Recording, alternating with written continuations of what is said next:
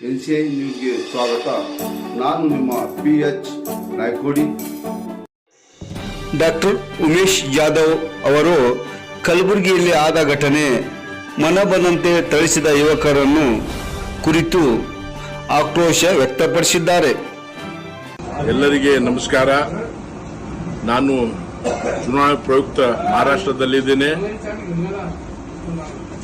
ನನಗೆ ಕಲಬುರಗಿಯಲ್ಲಿ ಆದ ಘಟನೆ ಕೆಲ ಯುವಕರಿಗೆ ತಮ್ಮ ಜೀವನ ನಡೆಸಲಿಕ್ಕೆ ಕಾರ್ ಮಾರಿ ಏನೇನೋ ಜೀವನ ನಡೆಸುವಂತ ಯುವಕರಿಗೆ ಹಿಡಿದು ಬಟ್ಟೆ ಎಲ್ಲ ತೆಗೆದು ಅತ್ಯಾಚಾರ ಮಾಡ್ತಾ ಇದ್ದಾರೆ ಕಲಬುರಗಿಯಲ್ಲಿ. ಇದು ಕಲಬುರಗಿ ಇದೆಯಾ ತಾಲಿಬಾನ್ ಇದೆ ಅಂತ ಗೊತ್ತಾಗ್ತಾ ಇಲ್ಲ